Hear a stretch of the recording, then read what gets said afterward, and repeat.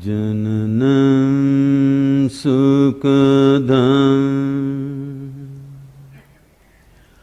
maranam karunam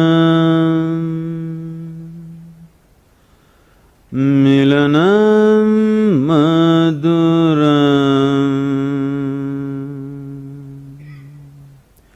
smaranam karunam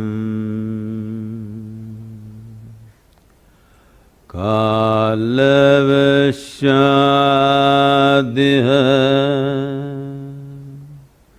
sakalam karunam samayadipate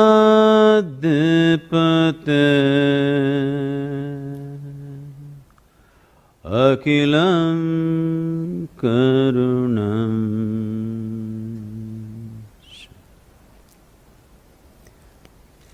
Good evening, everyone. Good evening, namaskar, and a very warm welcome to all of us here. It is indeed an honor and a real privilege, Sadhguru, to have you with us for the next 90 minutes, during which time I shall do my best and we will explore, I think, a variety of concepts with Sadhguru, concepts around leadership, ethics, individual responsibility, a little bit of questions around spirituality and so on. So without further ado, I want to start off by asking you, Sadhguru, what is the next step for Sadhguru? Dinner. Dinner? I thought that was already over. So we expect a more profound answer from you. It's a very profound answer because you can postpone many things in your life. You can postpone buying a home, buying a car, you can postpone your wedding if you want. It's a good thing. You can postpone your divorce, good to postpone your death, but you can't postpone your dinner. Right now, this is the ugliness which is happening in this country. A whole lot of people are postponing their dinner today. This is the horrible situation that's happening. So, do not consider dinner as not so profound. It's very profound. If you're eating 10 times a day, it's not profound. If you're eating once or twice a day, it is quite profound. So you say something which is, which is very close to my heart. You talked about dinner. No, dinner is about my stomach, not my heart. Okay, we'll get to the heart through your stomach. We live in a world of contrasts, at least as I perceive it. There is obviously the rich and the poor, there are the ones who are impoverished and the satiated. We live in a country where 300 million people go to bed hungry every night. How do we deal with these big social issues? And what is the one message that you would like to give to all of us, where we as individuals can make our own little, big, whatever contribution to being part of the solution rather than waiting for somebody else to do something? Now you're immediately getting into the missionary mode. We can try a little bit of that. Yes, it's a serious problem and an unfortunate problem because we are living in a land which has over 12,000 years of agricultural history, probably the only place on the planet like this. As far as I know, except a few other places in South America, nowhere else on the planet was agriculture organized 12,000 years ago. So we have enormous experience of agriculture, which means the science of producing food. And we are living in a land where 12 months of the year you can grow what you want. Many farmers in Tamil Nadu take 6 crops, 4 crops actually, but in between the intercropping, totally 6 products they're taking out of the same piece of land. Right. Nowhere else on the planet this is really possible. In spite of this, half the people are hungry simply because of apathy, not because of lack of food, not because that it is not possible to fulfill this. I feel a focused effort in a matter of 5 years, 5 to 8 years, very comfortably we can crest this. It should not even take that much time, but if we are determined, within 5 years' time, it is possible to cross this. And it's important to cross this, because when you say India, I know a lot of poetry has been written about how beautiful it is, our mountains, our rivers, our whatever. But for 1.25 billion people, you neither have enough mountains, nor rivers, nor land, not even a piece of sky, believe me. The only thing that you have is people. If these people are well-nourished, competent, inspired, this can be the greatest miracle. But right now, 60% of India's population, even their skeletal system has not grown to full size. Or in other words, we are producing a totally underdeveloped humanity. If your body does not grow to its full size, neither will your brains. There's medical evidence to show that first 4 years of your life, if you did not get the necessary nourishment, your brain is approximately 60% of what it should be. Right. So with half-brained people, the next generation, what nation are you going to build? You're going to be a big disaster. If you don't fix nourishment, we are going to be an enormous disaster. It's waiting, it's a silent bomb. It doesn't make noise. Very quietly, it's going to implode upon us. So this is something that has to be fixed on a war footing, must be. So what is the role? I know all of us as individuals have a role to play. We are all part of a corporate, an academic institution, part of a community and a society. So what do you believe is the responsibility? I'm not talking about corporate social responsibility. I'm simply talking about corporate responsibility when it comes to being part of fixing some of the problems that you've just spoken about.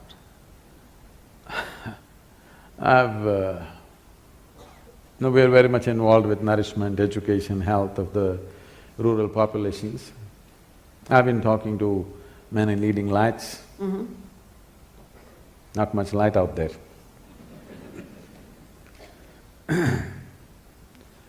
Whenever I speak to a lot of people, not all of them, many of them, if I tell them, you know, we're planting 114 million trees, you could do something, they'll tell me a very passionate story, how his wife or his mother has a trust where she planted 108 trees around their factory, and how they have grown, how beautiful they are and how they're enjoying it. In all this passion, I just, okay, what's there to say? 108 trees are good, I'm not saying no, but if your capacity was only 108, I'll bow down to you. Your capacity is 108 million, not 108, but you're satisfying yourself with 108. You talk about nourishment, you say, you know what, my maid's children, they were so malnourished, 3 of them, every Sunday we feed them. These kind of stories I've heard of great compassion and love. So, there is a whole culture of doing something for your satisfaction or doing something because you want to buy a ticket to heaven. I want people to come to a place where you being fulfilled should happen within you. If you want to go to heaven, please leave. But if you want to be a solution, there's another way to work. Right. I fed 2 children and I feel very happy. It's all right, I appreciate that. I'm glad for those 2 children. But this is not a solution, this is only for satisfaction. So it's time, at least those people who are in a certain level of capability, I would say, when I say capability, all of you are thinking, oh, okay, some big corporate leader. I'm saying all of you are in a certain level of capability. who should see how to bring a solution, not do something for your silly satisfaction. You can be satisfied by eating food, by simply sitting quietly, by sleeping well, doing whatever. Satisfaction need not come through somebody else's suffering. You don't have to fulfill your satisfaction because of this, somebody is suffering, that is not the basis of your suffering. And if you buy a ticket to heaven through that suffering, I don't know, heaven will turn into hell probably for you. I hope it does. I couldn't agree with you more. So I want to explore two or three other dimensions that you spoke about. You spoke about capacity, you spoke about leadership. So talk to us a little bit about what you see as, who are leaders and what is leadership? Is there a difference? Is it… I know there's a lot of talk about leadership and wanting to become leaders. I don't think anybody should try to become a leader. It's quite obscene that I want to become a leader, that means all of you should be what? I don't know. I don't know what you would like to call yourself. It's not about you wanting to become a leader or someone wanting to become a leader.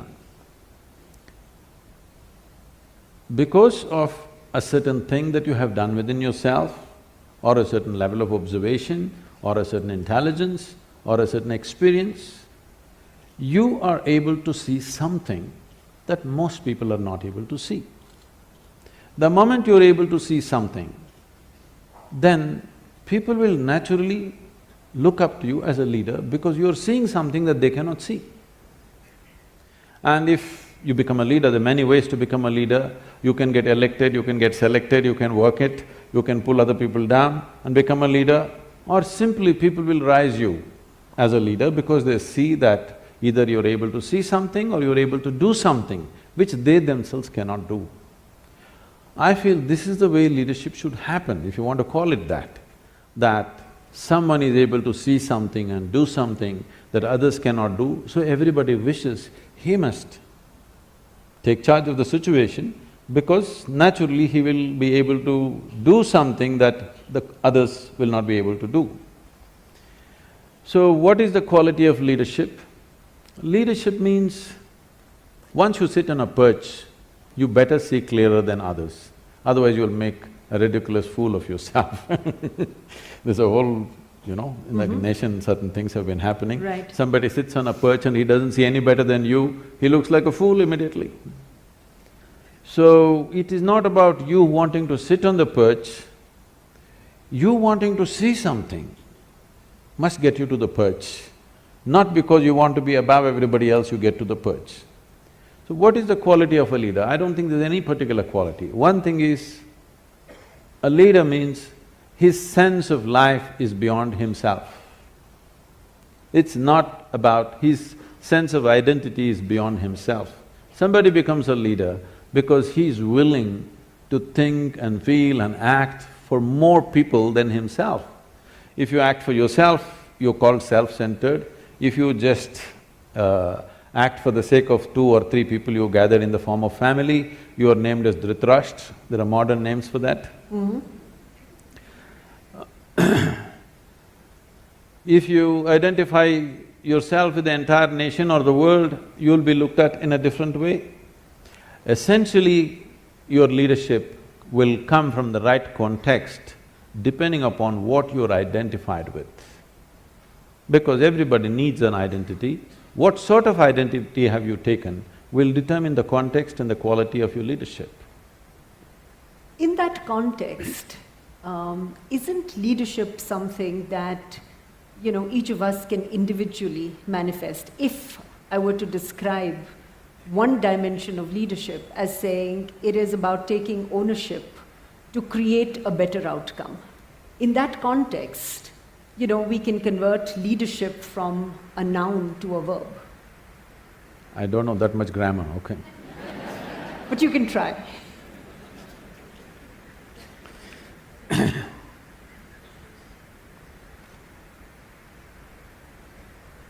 See, whatever we do, every human activity, the purpose of an activity is to produce something. Production may be a safety pin, a computer, love, joy, health, well-being, it doesn't matter what. We want to produce something, when we act, we want it to be effective. How small an act or how big an act is not the important.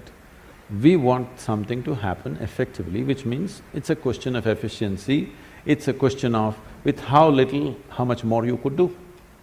That's what makes you… Because all of us have the same amount of time in a day. People always tell me, Sadhguru, you had such a long day. I said, unfortunately there's no long day, God, they give me only 24 hours. I would like to bargain for more, but it's not happening. You can make it more by increasing your efficiency, the way you function, including people as a part of yourself, where other people will function as a part of you so that you don't have to bother about so many things around you. In this sense, you can enhance what you do. But time-wise, all of us have the same time, we can't help it. Right. So, how much can you produce, in how little time, in how little material is the question. In the limited span of time which we have as life, what is it that we can do? Is it just about efficiency?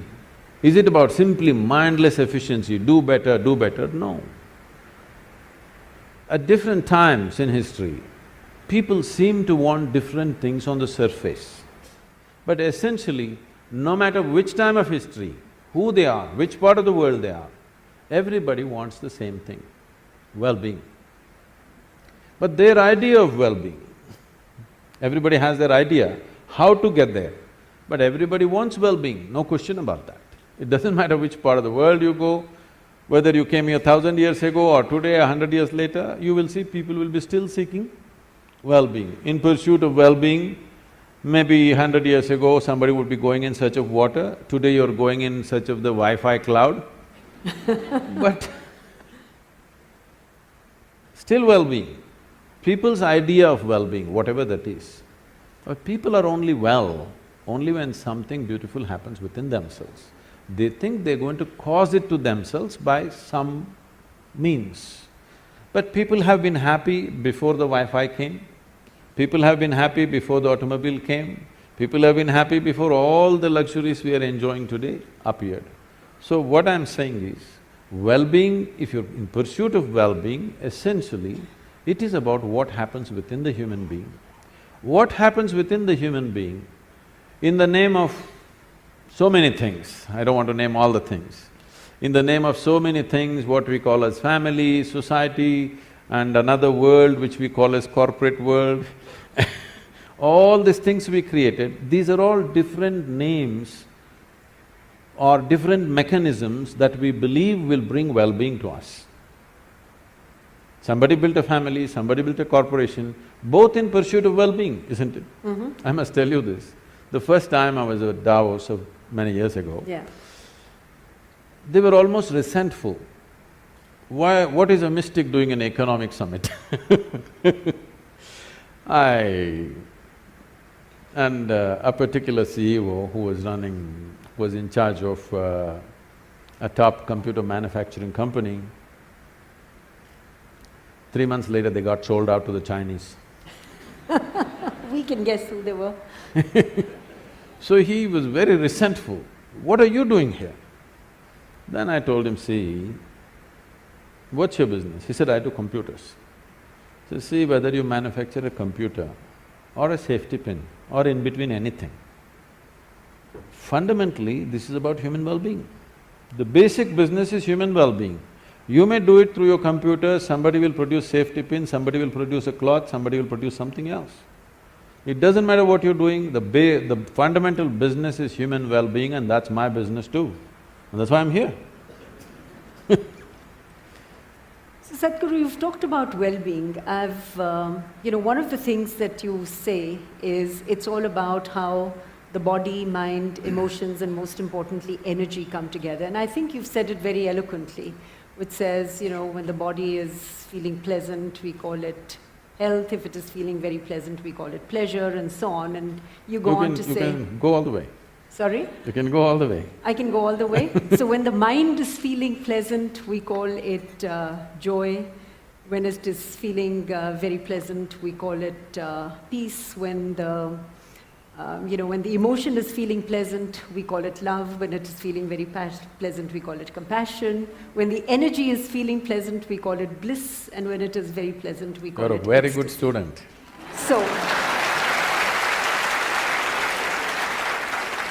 So here's the question. Can you just elaborate on what you really mean? What is the difference between bliss and ecstasy? For people who are not mystics, what does it look like? I think I need to clarify this accusation of being a mystic. On a certain day, 2 cows were grazing on the English meadow. English cows. Got it? The Thomas Hardy kind. One cow said to the other, "What is your opinion about the mad cow disease?" The other one said, "I don't care a hoot, I'm anyway a helicopter." So what a mystic means is that there is no mistake about his perception as to who he is. Okay. So there are only 2 kinds of people, mystics and mistakes. That's an easy one to remember. So, a mystic did not fall from somewhere else. Strive to pay attention to simple aspects of life, very simple things. Very simple things means extremely simple things. Just right now, how do you know that you're here? What is the basis, I'm asking? I am talking with you. Even when you're not speaking, you still know that you're here, right? Yeah. So how do you know? I'm perceiving What? that I am in this place. There is an audience here. We're in No, conversation. even if you close your eyes, you're I still have here, a right? mindfulness. I'm attentive to the fact that I'm in conversation. I'm conscious. You're conscious. I'm conscious. The reason that you know that you're here is because you're conscious. How do you know that you have a body? Because I can move my hand. So many things can move. But I am causing my hand to move. Fine, even if you don't move, you know it's there, right? Yeah. How do you know? Because there is sensation in the body, Yeah. right? Yeah. If no sensation in your body, you wouldn't know whether it's here or not. True. No consciousness, you wouldn't know whether you're here or not, Right. yes? Yeah. So these are taken for granted things. If you pay little attention to these things, you will see there's a whole world out there, there's a whole existence by itself, just your sensation. If you pay enough attention, you know the nature of your physical existence. If you pay attention to what you're calling as my consciousness, you know the nature of your basic existence. Once you know the nature of your existence, that is when you can use this gadget well. I'm calling this a gadget because human mechanism is the most sophisticated mechanism on the planet. We are on top of the evolutionary heap, not for nothing. It's taken millions of years to manufacture you. Yes? Yeah. Not a simple process. An enormous process has happened to get you to this level of neurological sensitivity, sensations, awareness, everything. So these are the keys of your existence. But everybody is reading a book or they're looking at the cosmos through their iPhone. Nobody's paying attention to this because this is the basis of your existence. Only if you know this, you can employ this to its fullest capability.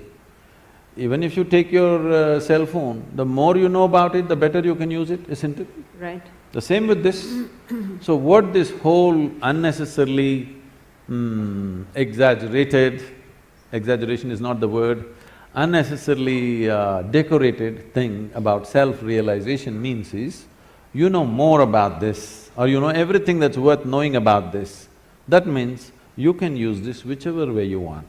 If you want to sit still here for the rest of your life, you can sit. If you want to jump out and be active, you can do. If you want to do this and that together, you can do. Whatever you want, you can do because you know the mechanism fully, in its entirety, not just the physicality of it, but its entirety.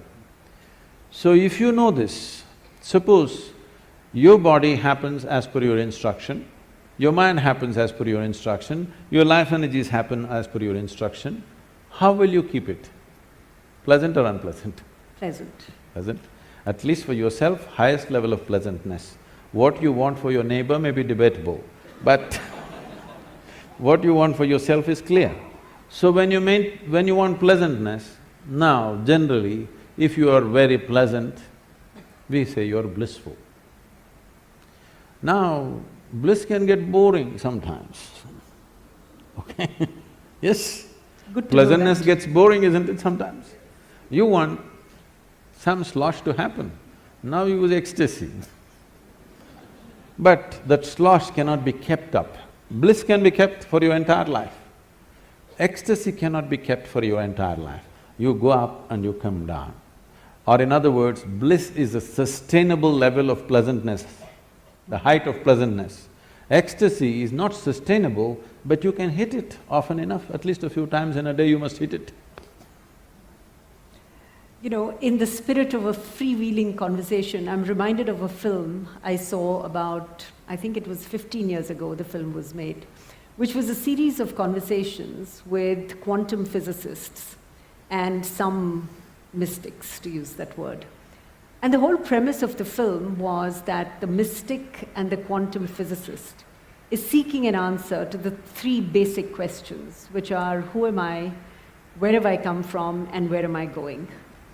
I did not understand the film then. I am hoping that you would be able to throw some light on the three questions and, you know, what the physicists and the mystics are seeking. So you are asking me who you are?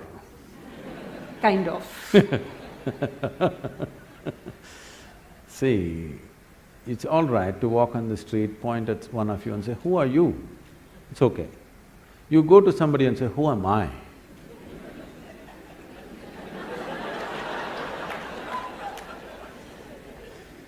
This happened in the Cincinnati airport. People had lined up to check in at the check-in counter. One man came briskly, jumped the line, went straight to the counter and thrust his ticket. The lady at the counter said, sir, there is a line, please. She said, no, I'm in a hurry. Well, she said, everybody's in a hurry, you're all getting on the same plane, so please stand in the line. Then he raised his voice, do you know who I am? She looked at him, promptly picked up the microphone and said, there is a man here who does not know who he is, can somebody help him?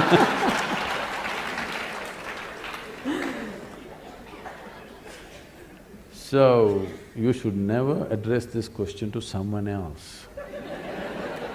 All these so-called whatever, I don't know, I don't want to make comments, they all picked it up because that Ramana Maharshi's book, I think, became famous in California, okay? Everywhere you go, everybody's talking, who am I, who are you?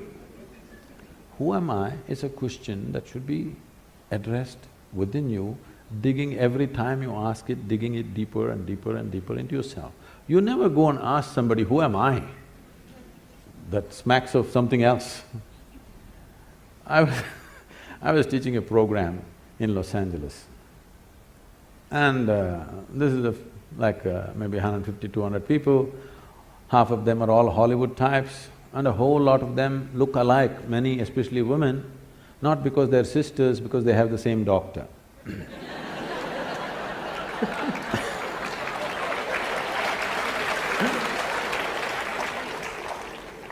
And I'm teaching them an extremely simple process that they need to do every day, which is just 21 minutes, extremely simple.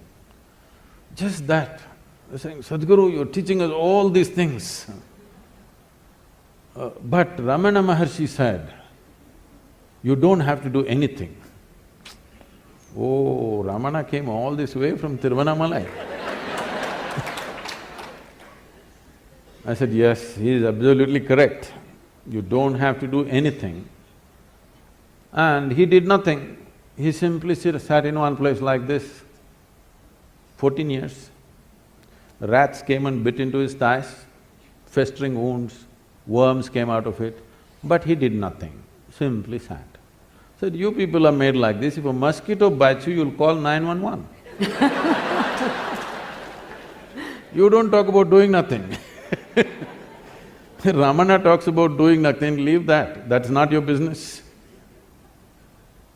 You are made like this, you don't talk about doing nothing. Ramana talked about, who am I, who am I?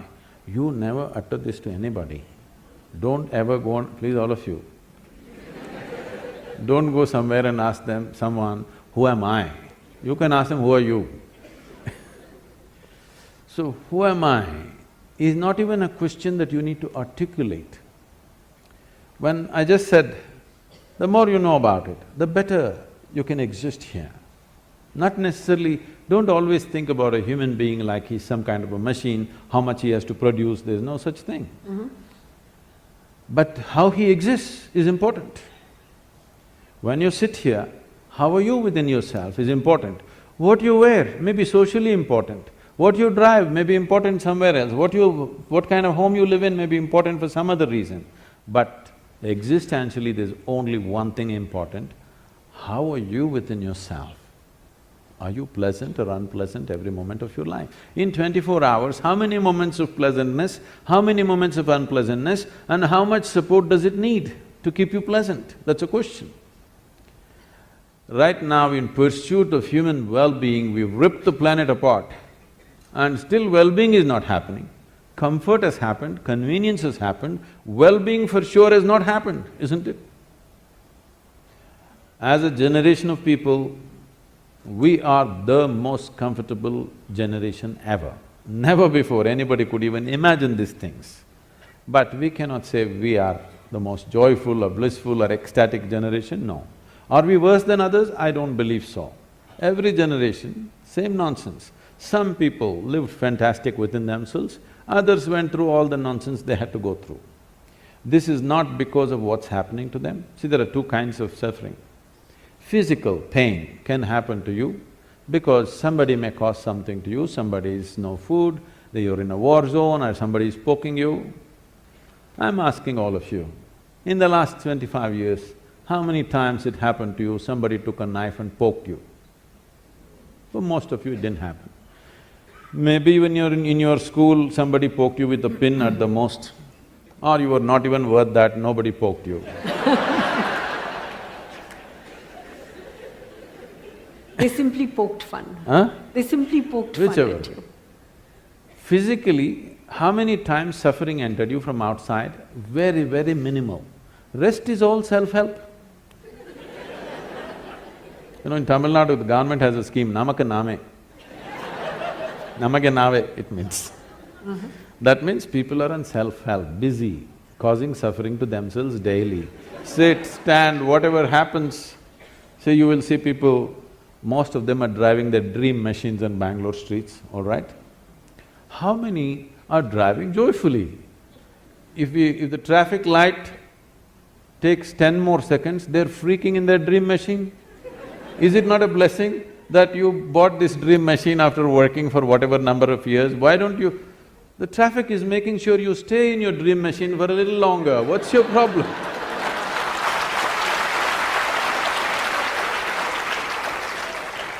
I'm saying just about anything, people are suffering. So suffering is not happening because of something else, it's simply because people do not know how to manage their body, their mind, their energies, their emotion, nothing. Because no attention has been paid.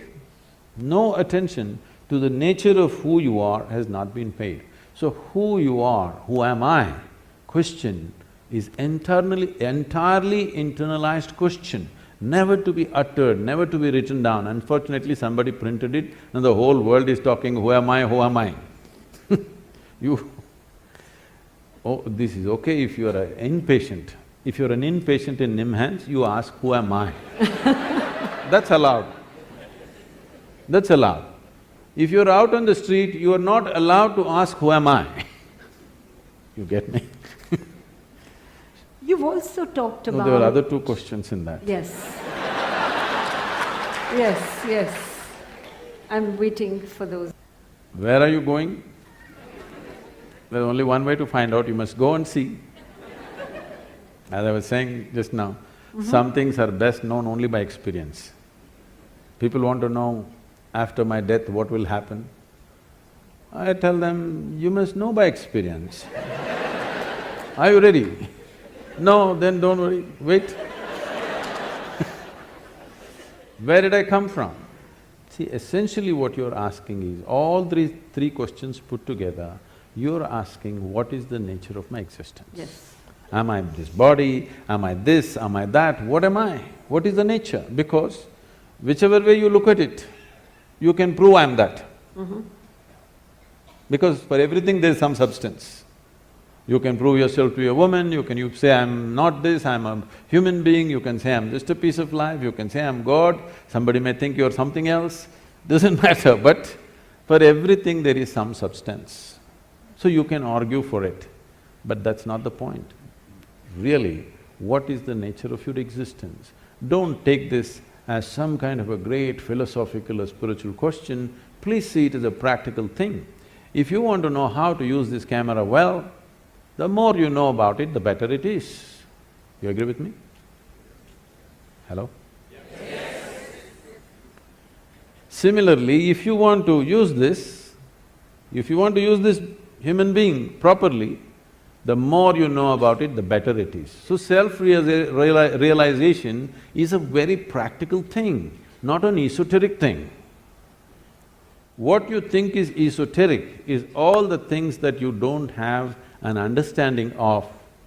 You want to make it esoteric or you want to make it mystical.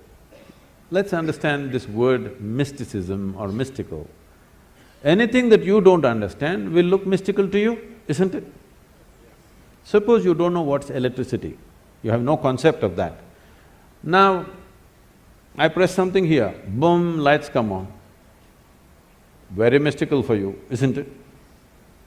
See, if I just had a light bulb 1,000 years ago, I could have claimed I'm God and it would have worked.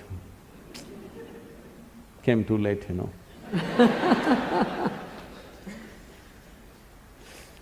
So, the more you know about it, the better you will live.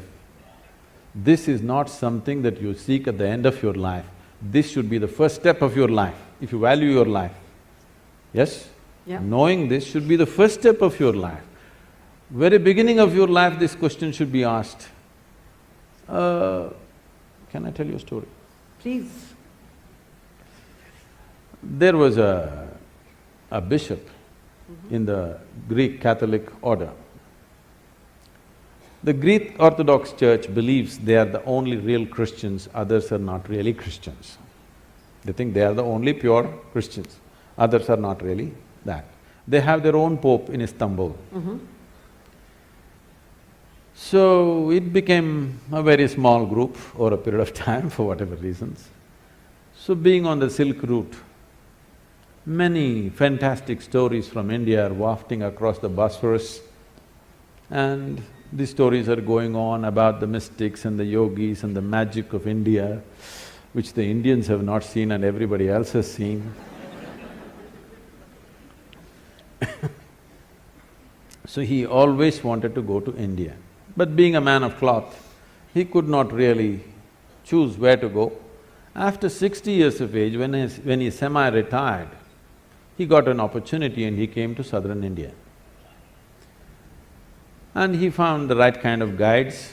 Somebody told him, you go up this mountain, and they gave him the landmarks, and here there's one yogi, he is the right one to meet for you. So he climbed up the mountain. The man is not made for mountains. You know, mountains demand certain things from you. So he went up, and as they had said, there was a yogi sitting in front of a cave, blissed out. He went and he had heard that if you see an Indian yogi, you have to prostrate. But for that also, you need some fitness. This is a part of the Indian thing because that's the only exercise most Indians do. So whatever you see, you just bow down. But now they've learned a shortcut there too. Yes, the idea is to touch the floor. Every time you keep doing it through the day, it's a good exercise, you don't have to spend extra time for exercise. So he struggled and scraping himself and sat up. All this commotion, the yogi opened his eyes and smiled. So the bishop asked, "Can I ask you a question?" The yogi said, "By all means." The bishop asked, "What is life?" This is after 60. The damn question you should have asked when you were 6, at least 16 you must have asked. No, 60, all right, better late than never, sometime you asked. So, when he asked this question, what is life, the yogi went into raptures. And then he said, life is like the fragrance of jasmine upon gentle spring breeze. The bishop looked like this, what? Fragrance of jasmine on gentle spring breeze? But our teacher told us, life is like a thorn. Once it gets into you, if you sit it hurts, if you lie down it hurts, if you stand up it hurts. And you're saying it is fragrance of jasmine, spring breeze and all this stuff. The yogi smiled and said, well, that's his life.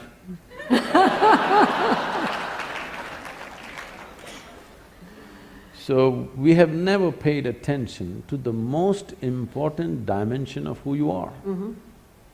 And you do not know life any other way than the way it happens within you. Right. Yes? Right. You are the only doorway to the existence for yourself.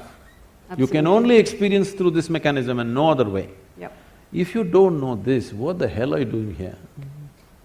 And just because you know this, people label you as a mystic, as this, as that, and many people mispronounce it as a mistake, you know.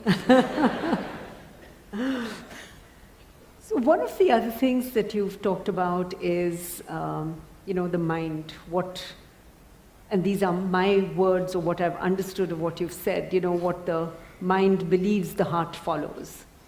What is in the mind is in the heart. In a sense, if I've got it right, unless I've got it wrong. Because when you say that there is no difference between, my mind is saying this, but my heart is saying something else. You're talking about a metaphoric heart or your heart? I am talking about metaphoric, I'm not talking about… Okay, not the I'm pump. talking about metaphoric heart, not the heart that is, simply pumping. There is something else, which I've read some time back, which says that, you've got to search in your heart with your intellect. So there are all these things which is about the mind and the heart and, how you apply intelligence and perception to create awareness. And I think you've talked about that a little bit. Would you elaborate for us the concept of intellect, intelligence, perception, and, how we can use that in our everyday lives? So there's a whole lot of enterprise going on in the world by complicating very simple aspects of life, really. If you complicate something with incomprehensible words, and if you have a lot of words to do it, then you will seem profound, because anyway nobody can understand what the hell it is. So searching your heart with your intellect, the thing that you're referring to as your heart is generally the emotional side of you. So you're separating what is thought and what is emotion. Let me ask you a simple question. If you look at yourself carefully in your day-to-day activity, you will notice this. The way you think is the way you emote. Right now, if I think you are such a wonderful person, I will have sweet emotions towards you. Which I hope you're thinking. This is not a confession. If I think she is horrible, I'll have nasty emotions towards you. Right. I cannot think you're wonderful and have nasty emotions towards you. I cannot think you're horrible and have sweet emotions towards you. It is impractical and it's not possible. People act those things and it never works. People, I hate her but I'll be nice to her, they will go like this and do like this. Have you seen this happening? Yes. Nice things are done in a horrible way. Right, right, right. It is happening in families, among friends, whatever. Nice Sure. things are done in such a horrible way. If you want to do something horrible, just do something horrible at least. Don't spoil the nice things in a horrible way. So, now, the question is just this: thought and emotion, are they same or are they two different realms? They are not. Thought is agile. See, today I can think, right now I think you're wonderful. Just next moment you did something I don't like, I think you're horrible. My thought immediately changes because it's agile. But my emotion is sappy. It'll take 3 days, it'll struggle and slowly turn around. It has a larger turning arc, but after 3 days it'll come my way. For some people it's 3 days, some people 3 months, but they will turn around, isn't it? Yes or no?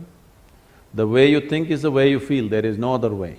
It is also true the way you feel is the way you think also. It depends which is more dominant in you. In a person, if emotion is forefront, the way they feel is the way they think. If thought is forefront, the way they think is the way they feel. You can't think one way and feel another way. That only happens temporarily, for some time, but emotion will catch up. So Sadhguru, what is a creative mind? Oh. How big an answer do you want?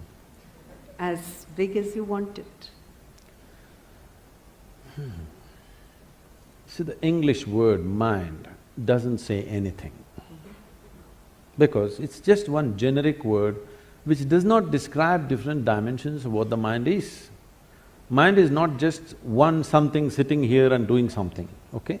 There is really no such thing as mind. In the yogic culture, there is no mind. There is a physical body, there is a mental body. Because what you're calling as mind right now is a certain combination of memory and intelligence. There is memory in your body, more memory in your body than you can imagine. If I have to get at you again, it's okay, I'm picking on you, okay? You definitely don't remember how your great-great-great-great-great-grandmother looked like, but her nose is sitting on your face right now. Yes? Yes. You don't remember a thing consciously, but your body remembers 100%. How 10 generations ago your grandmother was, your body still remembers. 1,000,000 years ago how your forefathers were, your body remembers, isn't it? It's not forgotten and it's not going to forget. Your mind is not capable of this kind of memory. Your body has 1,000,000,000,000 times more memory than your so-called brain. This whole shift towards the brain and intellectual process is a European malice. They gave too much significance to thought. This has happened because they lived under a subjugated society, religiously subjugated society where you're not supposed to think anything except what's written in some book, otherwise you're dead. They lived like this for a long time. Because of this, when they got little freedom to think and manage to live, they started celebrating their thought too much. Let's understand the context of thought. You can only think from the data that you already have gathered. That means you can never think anything new. You can recycle it, you can rehash it, you can produce permutations and combinations of it, but you cannot think something absolutely new. It is not in the nature of the thought to come up with something new. It can only recycle the past. That means if you dedicate yourself to your thought process, if you enshrine your thought process, you're ensuring nothing new ever happens in your life. So thought need not be celebrated like this. That's why in this culture, thought has never been given so much significance. What you think is your psychological drama. We don't think much about that because it's your drama is important for you, somebody else's drama, it's important for them. Everybody thinks their drama is the most important drama in the universe. This is everybody's experience because they're so identified with their own psychological drama. This psychological drama should not determine the nature of your life because this is just a small happening compared to the life process. Life is a much deeper intelligence than intellect. we can look at… the yogic system looks at the mind as 16 parts. Those 16 parts are further broken and they're taken up to 84,000 parts. But now if I talk about 84,000, already there's a segment which says no, so I will make it 4. I'm taking away 80, okay? I'm being fair to you. Only 4. 4 fundamental parts. One is the intellect, which we have in modern world, in today's world, we are unnecessarily giving too much significance to intellect and we will pay an enormous price for this. You will come to a place where you will know everything, but you will know nothing of life significance, really. Today you will see this happening to children. For the first time, this generation you see, 10, 11-year-old or 12-year-old children, they look bored. When you were 10, 11, you did not know what is boredom, it was not possible. It was too exciting to be alive and looking around. You will see 10, 12-year-old children all looking bored because they've seen the cosmos through their phone screen. They know it all. And especially in the Western countries, you will see this happening at 8, 10. They're really bored, you will see in the school buses, they're all sitting on… bored. Because by the time you're 12, you already had one love affair, you know what is a break, you know how to all this recover from that, you tasted alcohol, you've seen this, probably you've gone into all kinds of physical things, and you know the cosmos, what more? By the time you're 15, there's really no purpose for you to exist for many of them. You should not be surprised if this culture continues. I'm not saying this is a prediction, it is something that I see beginning to happen. In another 50 or 100 years' time, if 25 to 50% of the people commit suicide, you should not be surprised because life needs some exuberance. If too much information happens to you without experience, that exuberance will be gone and a false sense of knowing becomes so strong in you. This is the danger of intellect, because intellect wants to dissect everything. Intellect is like a scalpel, the sharper it is, the better it is, it wants to dissect and know. Dissection works with some things, not with all aspects of life. If you want to know the poor frog, you remember? The poor frog that you crucified and cut, and great knowledge you acquired from all that torture is unbelievable. How much knowledge you know. For the torture that frog went through, how much knowledge you have acquired is quite unbelievable. All that you got to know. Now you got interest, suddenly you got interested, the mother that you had ignored, you want to know your mother today. Please get yourself a sharp knife, start the dissection. You may know everything about her liver, kidney, heart, but you won't have a mother left, that's all. So life cannot be known by breaking it up. You can know physical things by breaking it up. You cannot know life by breaking it into pieces. But this is the nature of the intellect. The whole modern science has evolved from human intellect. Because it's produced technological benefits, you can't argue against it, because people, yeah. They think they're scientists, they know nothing about science. They're just enjoying their iPhone.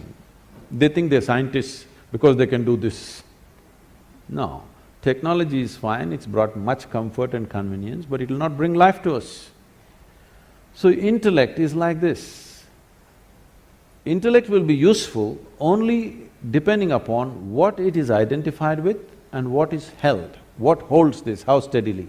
So the next dimension of the mind, the first one is called as buddhi, which is the intellect, the second one is called as ahankara. Ahankara does not mean ego, this, that, it means the identity. Whatever you identified with, your intellect functions only around that. Simple, if you just identify with a nation, if you say, I'm an Indian, everything Indian looks beautiful. If you cross the border and you say you're something else, all that looks beautiful. So whatever you identified with, it's only with that the intellect functions. So ahankara is the identity. How consciously and how steadily your ahankara has been created will determine the effectiveness of your intellect.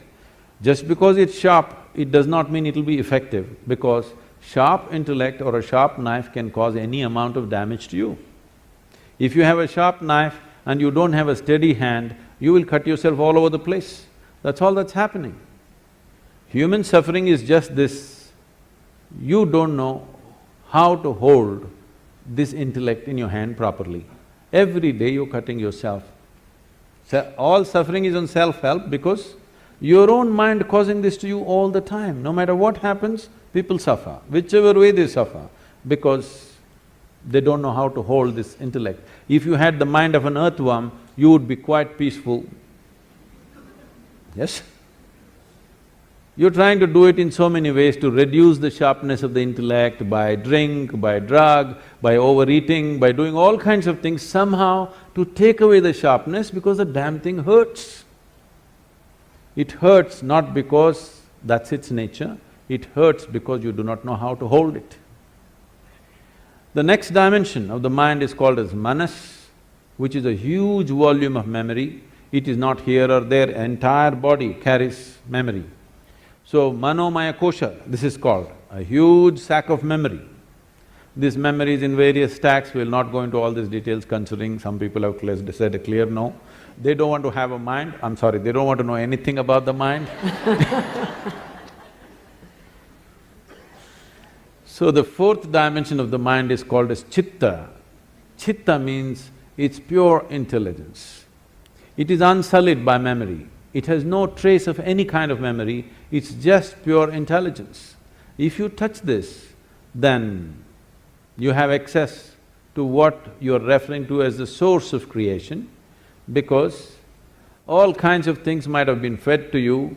God is this, God is love, God is compassion, God is kind, whatever. Somebody come, stand on the edge of this stage, say all the prayer you want to say and fall. Let me see whether compassion happens to you or a cracked bone happens to you. I would like to check, all right? All these things have been made up because whatever somebody is deprived of, they will attribute that quality to their idea of God. Your ideas of God have come only because you do not know how this whole creation happened. Because you don't have an answer, you made it up. Because you're a human being, you said a big human being is sitting up there.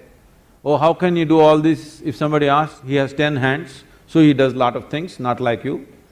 Whatever, it's all right for children. But essentially because you do not know how creation happened, you are coming up with explanations. So that which is the source of creation, don't believe what I say, what anybody says. Pay attention to one piece of creation. Just take a flower, pay attention to this, pay an attention to a leaf or an atom or an ant.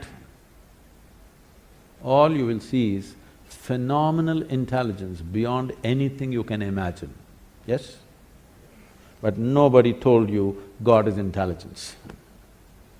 But this culture has said this to you in many ways. They told you Chidakasha, Chidambara and so many things to tell you if you touch your chit, the whole existence becomes yours. Everything that's worth knowing is right here because you have access to the source of creation. So these are the four dimensions of your mind. Unfortunately, the modern education thinks by just feeding information and keeping the intellect reasonably sharp, everything is going to happen. No. You will rip this planet apart looking for well-being. You may lose the planet, or you may manage to go to another planet and start your work again there. But well-being will not happen. If well-being has to happen, you have to dig a little deeper into this one, otherwise, no. So Sadhguru, what are some of the things that, all of us who are here listening to you, what are the one or two things that we can do tomorrow which will increase this level of awareness, perception, thoughtfulness? Oh, you're talking about a takeaway, huh? In a sense, but an enduring takeaway. It's not lighthearted, it's not, because we've heard a lot, and I'm sitting here and saying, okay, So what do I do differently tomorrow? Let's say to learn ABC, the 26 alphabets.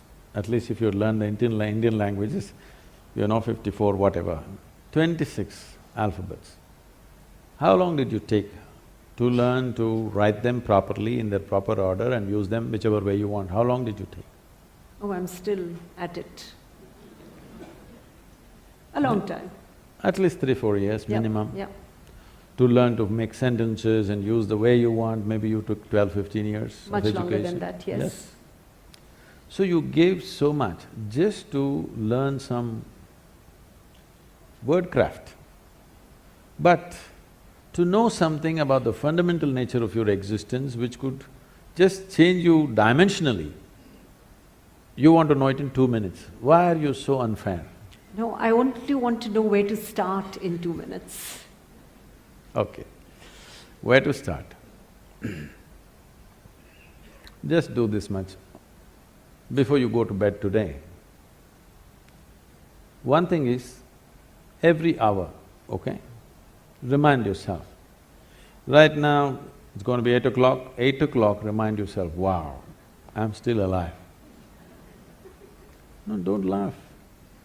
So many people who go to bed today will not wake up tomorrow morning. More than 1 million people on the planet will not wake up tomorrow morning. Tomorrow morning, suppose you wake up. Yes, who knows?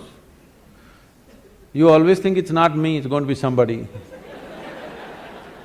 Very cruel. Tomorrow morning if you do wake up, first check, am I really awake, alive? I'm still alive, wow. Don't have to do anything, don't scream or something. At least one big smile, okay, I'm still alive.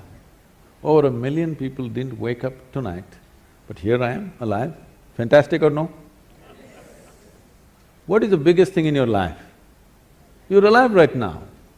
So, you're still on tomorrow morning, just one smile, wow. Then maybe there are 2, 3, 4 people who matter to you much in your life, just check, he and she and that one and this one is alive. All alive, great. If 1 million people died tonight, which they do every night, at least 10 million people lost somebody who was dear to them. But none of those who are very dear to you are gone today. Fantastic or no? Another big smile, don't tell anybody. Just smile, okay. Great. 8 o'clock in the morning, wow, 8 o'clock, still alive.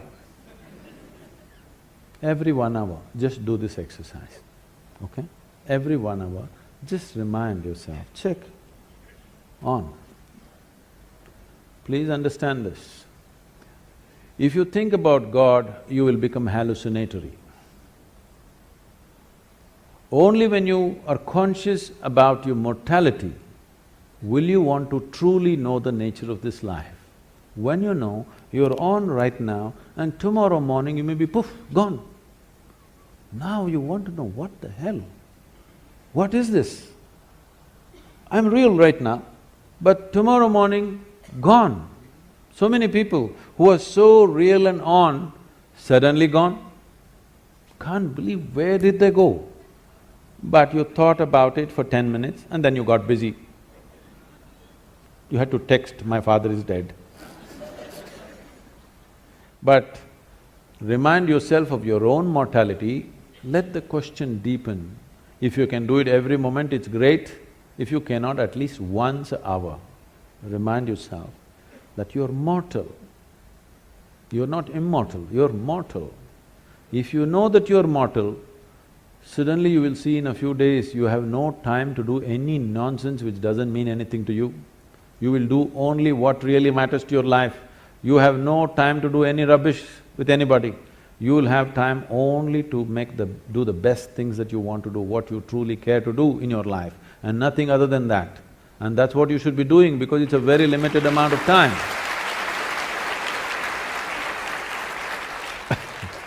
I want you to know, it's a very brief life. That is if you're a joyful person. If you're a miserable person, of course it's a long life. So If you're joyful, if you live for 100 years, it's gone too quickly. If you're miserable, what a long life you will live, you know. So it's a very brief life. You should not be doing anything other than what truly matters to you, isn't it? Yes or no? Yes. But you're doing so much nonsense which doesn't mean anything to you simply because you think you're immortal. Otherwise, people are saying, no, I will live up to 80, maybe 100, so I will do this at 70, I will smile at my neighbor when I was 75, you know, when all my work is done. When all the property issues are settled, after that I'll smile at him. There is no such guarantee. Has anybody here come with a guarantee card for 2 days? No, you could be dead tomorrow morning. I'm not wishing that, I bless you with a long life, but it's possible, right? Every day it's happening to a million people means, can't it be you and me tomorrow morning, I'm asking? Yes or no? Yes. If you're conscious of your mortality, becoming aware will naturally happen because the significance of being alive will blossom. You used all kinds of words which are straight from the American coast, mindfulness, awareness, mental alertness. No, you need to separate these things. Being mentally alert will help you to survive better. If I'm mentally alert, I can drive better, I can do my work better, I can do something else better. It's survival. Right. Awareness is not about survival. When I first asked you the question, how do you know that you're here? You went around and then you said, I'm conscious. Only because you're aware, you're alive. Your awareness is aliveness, your aliveness is awareness. The question is only about how alive. Lot of people think if they're 50% alive, it's pretty good. Yes, you can survive 50%. But you need to understand, if we want to torture somebody, if you want to torture somebody, what would you do? You'll kill them? Suppose you got employment in hell, let's say. You are given the job of torturing people. What will you do? Kill them? Hello? No. No. Keep them half alive.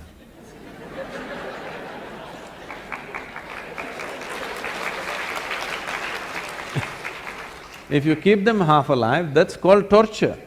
So right now, this is called self-torture. Maybe you're preparing for employment elsewhere.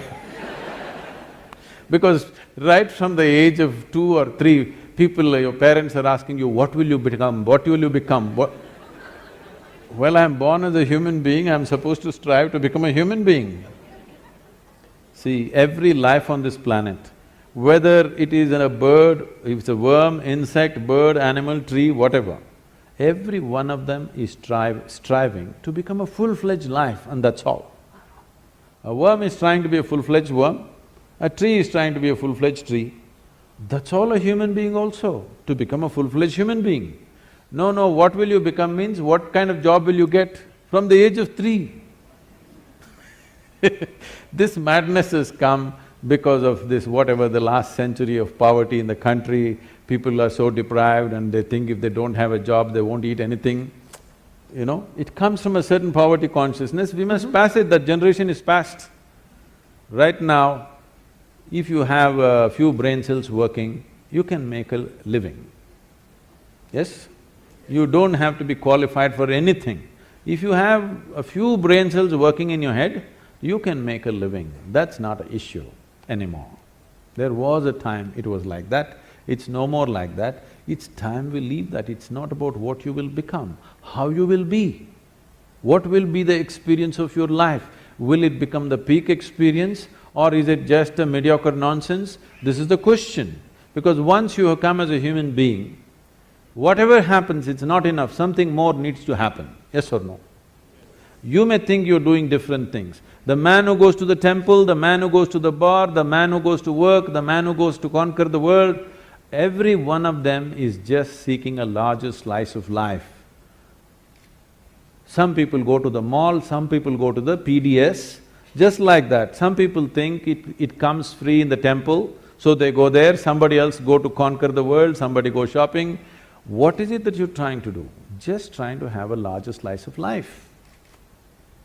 But it doesn't matter, if you gather the whole world around you, you will not have a larger slice. Your larger slice will happen only If your ability to perceive is enhanced, if your ability to experience is not enlarged, then you can have everything around you, still your experience is the same. Modern life is just that. No other generation had the things that we are having around us. Most homes are looking like a warehouse. Because they're shopping trips, they don't know where to keep it, everything is falling all over the people, there's no place for the people, full of things. But does it bring well-being or happiness or anything? No. You cannot determine the experience of what's happening within you from outside. It has to happen from within. And it is how enlarged your experience is how big your life is. Not about socially how big people think you are. That may work socially a few things for you, but it doesn't work in terms of life. So when we say awareness, we are talking about the essential ingredient of life because only because you're aware, you're alive, isn't it so? Yes? Now the question is, how alive? If we have to use an analogy, right now this light is, blinding me. Now, if you reduce the voltage, it'll be like this, it'll light up only that much. But they want it to light up everything, so they turned up the voltage. So if you turn down the voltage, you'll see only this much, if you turn it up, you'll see that much, if you really turn it up, you'll see the entire hall. Awareness is the same thing. Because you're conscious or you're aware, you know something. If you become little more aware, you will know something more. If you know little more aware, something more. All these words are connected. Prajna, the word guru, all these things are connected because prajna means you're conscious. Because you're conscious, depending upon the intensity of your consciousness, accordingly your vision of everything around you is enhanced. Now the word guru means, gu means darkness, it's a four-letter word, Ru means dispeller. Yeah. So a guru is not supposed to teach you something, he is not supposed to give you a philosophy, not supposed to give you an ideology. It is just that he is supposed to throw little more light. Little more light means, suppose this hall is dark and you're only able to see the first two rows, you're not able to see them. If I flashed a torchlight, you saw, oh, all those people, the whole world out there. But I switched off the torch. Then you know, there is something, now I have to see. What do I need? I need a torch beam of my own, okay? Right.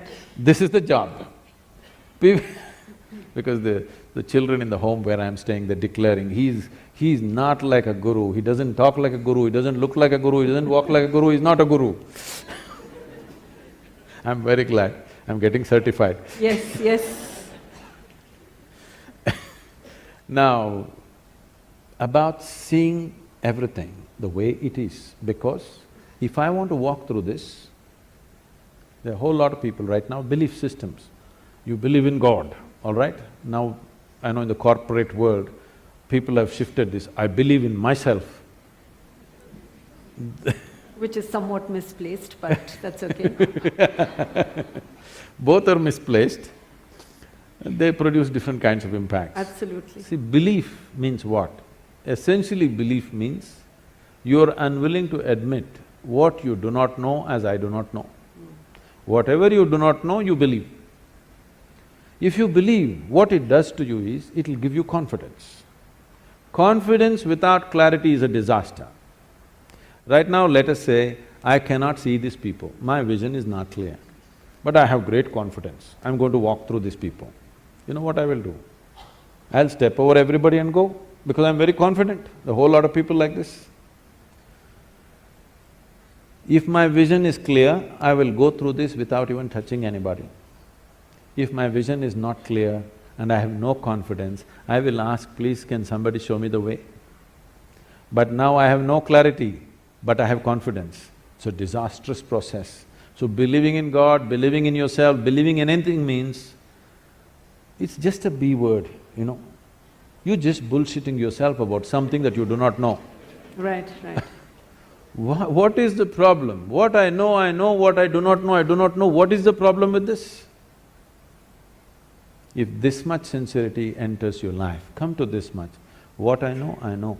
What I do not know, I do not know. I don't believe anything, I don't disbelieve anything. I'm willing to look at everything. you will become a sensible human being, and every 1 hour you remind yourself you're mortal and celebrate with a smile that you're still alive, you will see wonders will happen to you. Thank you. Great.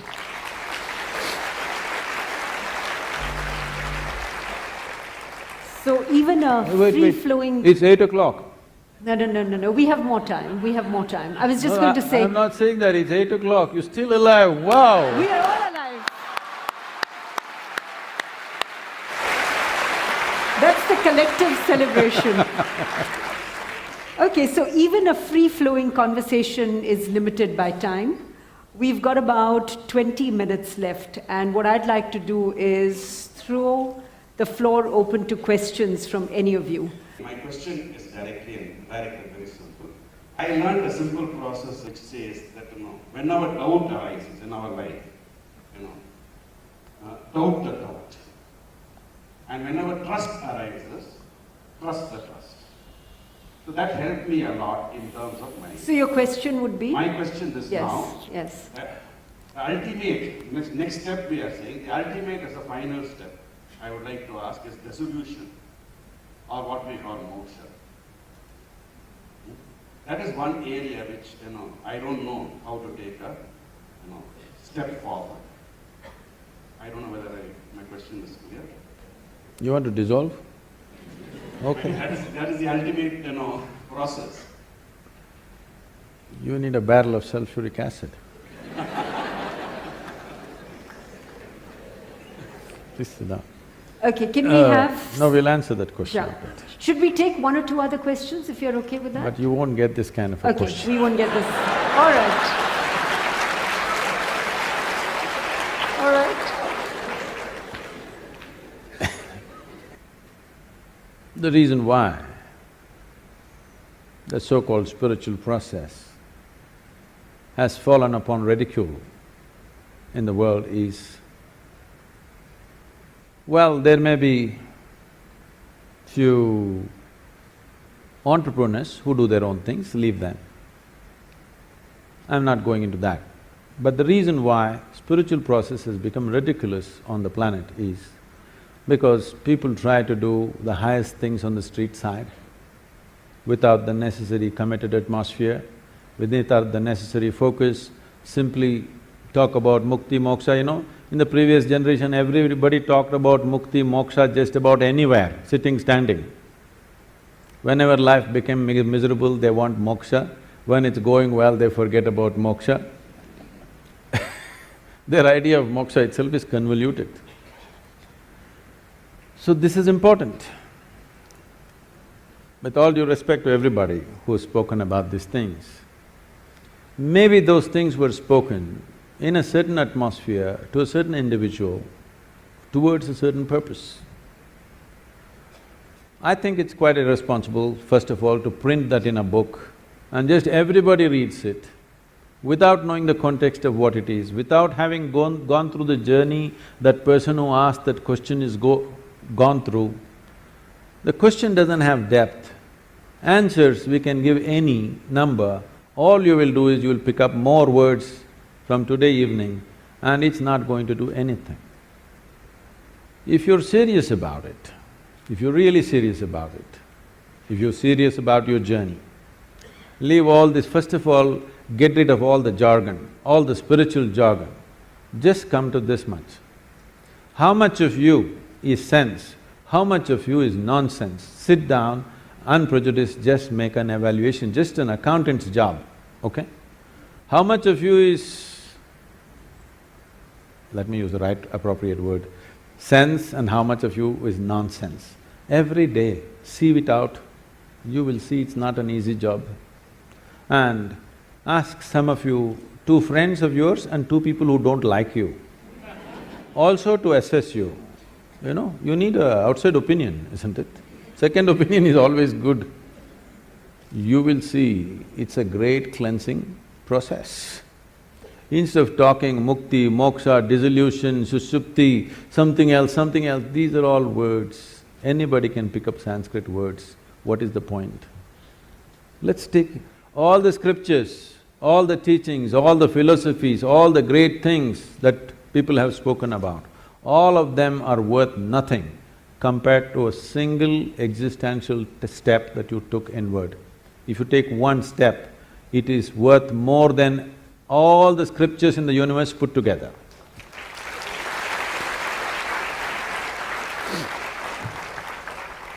Sadhguru, Namaste. You spoke about the energy, manas, chitta, ahankara and all that.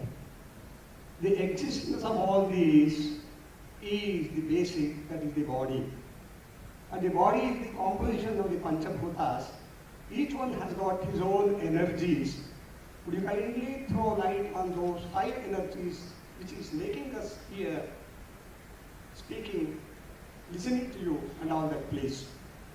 So Panchabhutas, or these are called as the Mahabhutas because these are the 5 elements which are the fundamental ingredients with which everything is made. Your body is 5 elements, the world is 5 elements, the whole universe is 5 elements. So when Adi Yogi was transmitting this knowing to the 7 sages who are today known as the Saptarishis, they wanted to know what is the nature of this creation? Where does it begin? Where does it end? He was bored with them, you know. Students can bore you, teachers can bore you, but students can bore you. They don't understand that. He was just bored with them. He said, all your great cosmos that you're talking about, how big it is, where it begins, where it ends, I can roll it all up and pack it into a mustard seed. That's efficient packing. Corporate, I think. Nano. Then they wouldn't live there, but they said, what is the nature of this universe? By now he was too bored. He didn't want to waste his words. He simply said like, just 5. You just have to know 5, that's all. Not 5 million, just 5. Just see with 5 ingredients, how much mischief. Look at the variety that's happened in the universe. The size and the variety and the immensity of what's happened, just with 5. Incredible or not? Out of this 5, these 4 come from one. The other 4, what you know as… Sir, can you tell me? In Kannada, I'm not able to get the names. Anyway, earth, water, fire, air and space. So these 5 elements are in a certain composition in different aspects of life. Let's take life, not inanimate things, even there it is there, but in different lives, it is in different compositions. In you, 72% is water, 12% is earth, 6% is air, 4% is fire, remaining is space. When I say remaining, Vinita is calculating, okay, 6% Akash. No, I said remaining is space. Because we are not talking about physical entities alone, not talking about the physical dimension alone, so 100% is not the quantity. As long as you measure the body, yes. Once you come to Akash, you're not talking about percentages. Right. So what you're referring to as Akash, because the word Akash is being loosely used today in common language, the word Akash did not mean sky, it meant the 5th element. Because your eyes cannot see beyond the 5th element. Only in the night you are able to see beyond that. During the day, what you see is just the etheric sphere, and because of the way light plays on ether, it all turns blue in your vision. Otherwise, you're just seeing… like suppose a cloud cover came, you're seeing only the cloud, that is the sky for you on that day. You say a clear sky, no, it is the etheric sky that you're seeing, it's an etheric bubble. Beyond the atmospheric bubble, there's an etheric bubble, light dissipates in a certain way, refracts in a certain way there, because of that, your vision closes there. Only in the night when there is no sunlight, then you are seeing beyond the etheric space. Now, Akash is another dimension of perception and intelligence and existence. So your Akash, your water is here, your fire is here, your air is here, your earth is here, but your Akash is not just here, it's spread. Normally, for a person who is, let's say, physically healthy and reasonably agile and active, for him his Akash is somewhere between 9 to 18 inches around his body. But if you do a little effort, this bubble can be expanded limitlessly. So today you're looking for the eye cloud, there's already a cloud, and this cloud can be enlarged. You can make it as large as this planet, you can make it as large as this universe. It is just a question of your willingness, that's all. Your boundaries, or how small your boundaries are question of your unwillingness to transact, isn't it? Let's say your social boundary. How big your social boundary is or how small it is a question of willingness and unwillingness in terms of your social activity. Similarly, existentially, how willing this life has become or how unwilling this life has become. Why would I be unwilling? This is the question. You need to understand this. Because things are packaged one inside the other. Life is made in such a way, what you call as life is also death at the same time. Right now you can say, I'm living, or you can say, I'm dying. Actually you're dying, one day it'll be complete. Yes or no? Whether you call it living or dying, it's the same thing. But we are looking at it as two different things. The moment you look at it as two different things, that's why the mortality process. The moment you look at it as two different things, you will accept one part of it, you will resist another part of it.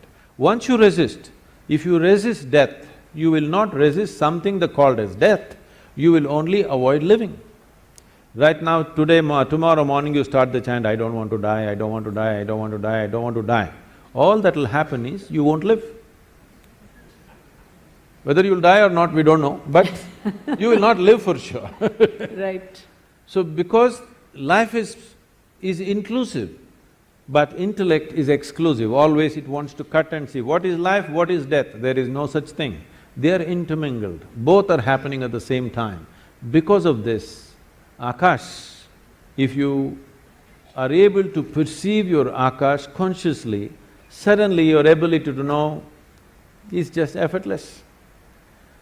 You can have the luxury of remaining uneducated and still be okay. You can still be okay even if you're uneducated, because everything that's worth knowing about life is here in these five elements. So the most fundamental aspect of the yogic process is called Bhuta Shuddhi. Every yogic practice, whatever you do, is a little extension or little extract from Bhuta Shuddhi, which means cleansing of the elements. If you do enough of this, then you arrive at what is called as Bhuta Siddhi, that means you have some mastery over your elements. If you have mastery over your elements, your body will happen the way you want it, your life will happen the way you want it, your destiny is determined by you. Not only that, even things around you will happen the way you want it. Lives around you will happen the way you want it.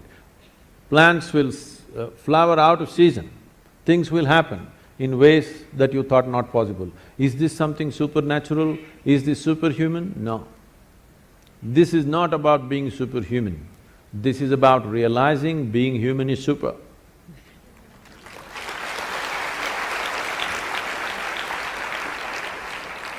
And the nature of the five elements, what they are, how they function, an enormous amount of study and science and experiential dimensions to it has been done in this land. Unfortunately, we're ignoring all that and trying to handle everything on the chemical level for health and well-being, which is a very, unfortunately, very rudimentary way of handling life. When we see all this whole way of treating human beings with chemicals and stuff has become relevant only because we are overpopulated and too crowded and all this. If you were little more spread out, if you lived in your own land, if you lived in the jungle, you most probably did not get any infectious diseases, okay? Only for infectious diseases, chemical warfare is okay. But for chronic ailments, it's something that happening because you lost fundamental balance. One most fundamental thing is if one of the elements is not in tune, this will do horrible things to you. So one simple way is, in this culture they taught you, if you have to eat your food, first you bow down to it. You are not saying thank you to any god, okay? Please don't do this. If at all, if you want to thank somebody, thank that poor farmer who doesn't eat what he grows and gives it to you. We are not thanking any gods, we are not looking up and saying thanks for the daily bread, whatever. We are just bowing down to the food because we know how you treat the food, accordingly it behaves within you. Today there is enormous amount of study which shows, for example, water. This water has enormous memory. If I just as much as look at it in a certain way, its molecular composition changes, not the chemical composition, but the molecular composition changes and it behaves differently. Lot of experimentation has happened about this, and today they've come up with something called imploding water, where some of you might have experienced this. Suppose you went to a waterfall and the water that is falling with great force, if you touch the water, it feels silky. Have you ever noticed this? Yes? If it goes down 2 miles and then touch it, it won't feel like that. Only there it feels silky because the water is imploding into itself. Now they've created imploding machines, you can implode the water and you feed this water to your plants. With 10% of irrigation, you can get the same results, simply because the water is imploded. These imploding machines which were made in UK, we are kind of getting them for the local farmers, so that the water is imploded. With minimal water you can grow the same crops, because just changing the molecular composition changes so much. We've always known this. This is why do you think people go to a temple and they're dying for the 2 drops of water? Because the water is supposed to have the memory of the divine, supposed to be in touch with the deity, and there is supposed to be memory and you take it and it's supposed to work.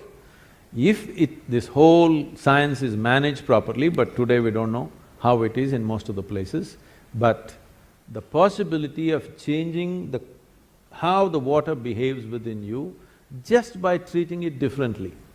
Before drinking, just bow down to the water, don't see it as a commodity, it's not a commodity. It is life-making ingredient. This is more important than your mother, father, your children, anybody, isn't it so? What is in this vessel right now?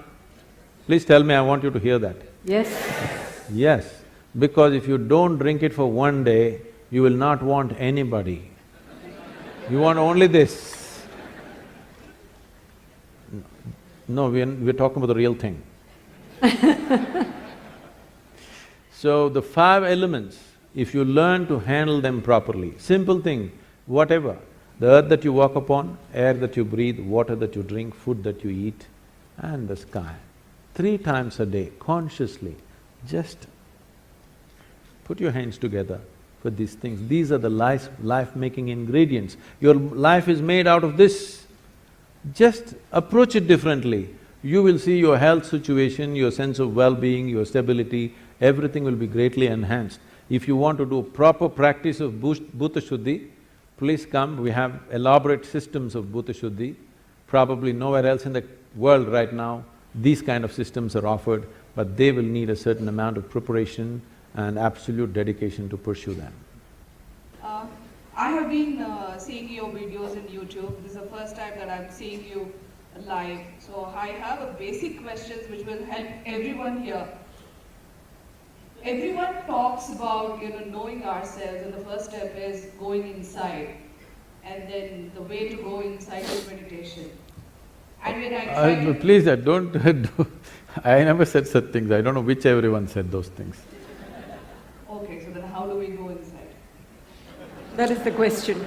Inside what? You're already inside the hall. Inside what? Inside ourselves. Oh. Okay, that is the truth of the first step of knowing answers for all the questions. If going inside is the answer, then how do we do that? First of all, you must understand what is inside, okay, and what is outside. If you do not understand what is inside and outside, then you will go to all the wrong places. Now, what is inside? Your body, accumulated over a period of time, yes or no? Hello?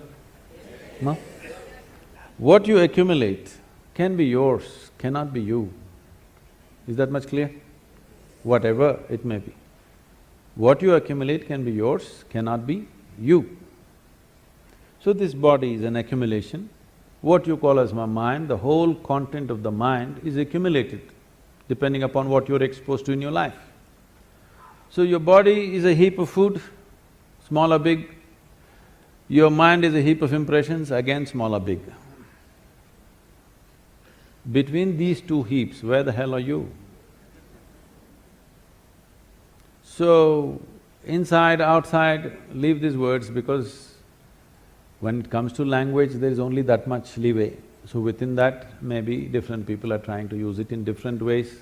We don't know in what context they used. You put everybody into one bundle and said, all of you said this, I don't know who these all people are. Different people employed different methods around them, looking at the people around them, what was best suitable for the people around them, accordingly they would have worked most probably. If they're genuine, they would have worked with the people around them, not with concepts from somewhere. Looking at an individual person, you will do something, what works for that person. What you do with this person may not work for another person, you'll have to do something else with that person. But you're talking about a generic inward-outward. So first determine what is inward-outward. Everything is outward right now. The world is outside, body is also external material, all the material in the mind also is external. So what is this inward you're talking about? Then you will immediately say, Atma, Paramatma, soul, this one. Now you're going into belief system. You don't know. You know you have a body, yes? Hello? Yes. Please check your neighbors. You know you have a body, you believe you have a mind, but to some extent you know. But rest is belief, yes or no? Yes. I'm not questioning whether it's true or false, let's not go there at all. But it's belief, it's not yet in your experience. If you talk about something which is not yet in your experience, to put it bluntly, you're just a bloody liar. That's what it means. But because lies are holy, lies are written in scriptures, lies are repeated by all kinds of people who are dressed in different ways which are supposed to be holy though ridiculous, because of this, you're not supposed to question these words. Anywhere you go, first thing is people say, Sadhguru, what about the soul? Then ask them, which soul, right or left?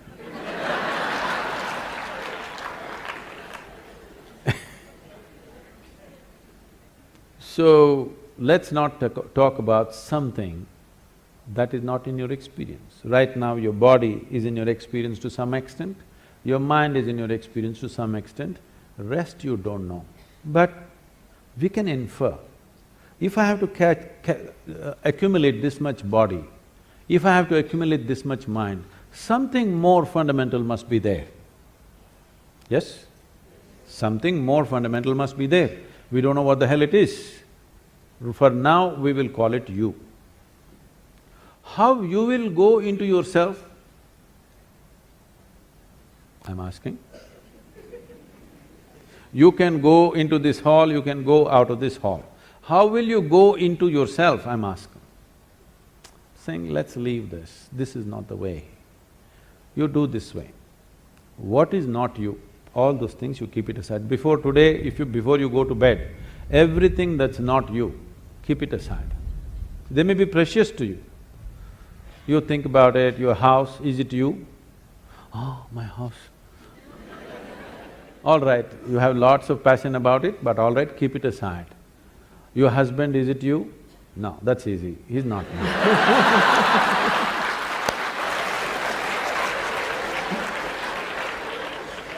My children, are they me?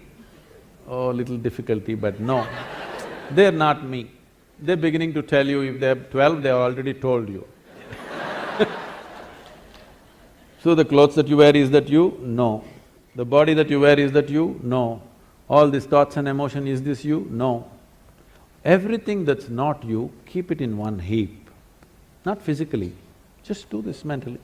Keep everything aside. Let me see.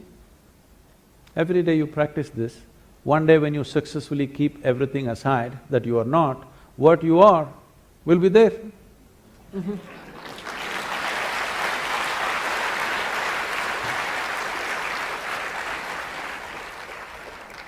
We have too many ideas about things that we have not seen. It's a big problem. Shankaran Pillai went to Britannia. Can You I? heard the story, yes. Shankaran Pillai went to Britannia Industries to find a job, So they were looking for a really smart, far-seeing sales manager. So they asked him one question, which is further, Mumbai or moon? Shankaran Pillai thought. He said, Mumbai. He said, what? Mumbai is further than the moon? He said, yes. How? Well, I can see the moon, I can't see Mumbai. So what I'm saying is, if you go by your present perception, you'll get all the wrong conclusions. So don't be in a rush to make conclusions. Let's pay a little more attention. You are a worthwhile life which deserves some attention, isn't it? Don't seek other people's attention. Your own attention, doesn't this life deserve attention? Pay attention to this. Enough attention, everything will be clear. Everything about you, you're asking me, if I tell you what you have some more words. Some more words you have, that will not get you anywhere near the truth. One more word or 10 more words doesn't get you any closer to reality, just you'll have more things to say to somebody else. This kind of hearsay is spreading in the world. Everybody knows where God is, who his wife is, how many children he has, when is his birthday, his address. In every bhajan, people are singing his address, where he is and how to get him, but they don't know a damn thing about themselves. This kind of, a very knowledgeable ignorance is dangerous, you know. If you do not know, it's not a problem. If I say I do not know, the possibility of knowing is always there, isn't it? If I do not know and I think I know, then I've destroyed all possibilities. So, we have arrived at many things, we know, in every culture they know what is the nature of God, where he resides, how the ambience is there and the works, you know. Everybody knows the geography of the heaven, isn't it, don't you? But you don't know a damn thing about yourself. It's time we paid attention because everything you know it only the way it's projected in the firmament of your mind. You don't know anything any other way, yes or no? So, what you need to fix is, you are seeing everything in a mirror of your mind and the mirror is wonky. First fix it. First thing is to make it stable, flat, proper plane mirror so that you see everything the way it is. Does a plane mirror show you everything the way it is? Everything reverse, you know. Then you will have to flip it, that'll take much more skill. Most people can't flip a dosa. Now, to flip the whole universe, the whole life that is reflecting in your mind, to flip it over without shattering it into pieces will take much more, but the first thing is to level out the mirror so that it shows you everything the way it is, not some other way. Right now, everything is seen depending upon how you're identified with something. Every identity has distorted the mirror of your mind and it shows you things in completely different way than the way it is. First thing is, stop talking about things that you do not know. No soul, no Atman, no Paramatman, no God, no divine, no heaven. Talk about something that you know, and then the longing to take the next step will become strong. Otherwise, when you know the geography of the heaven, what is the need to pay attention to anything? It's very dangerous. Thank you very much for being Thank you very much. Thank you. Thank you, Sadhguru. Quick one, roll for you. Thank you. Thank you.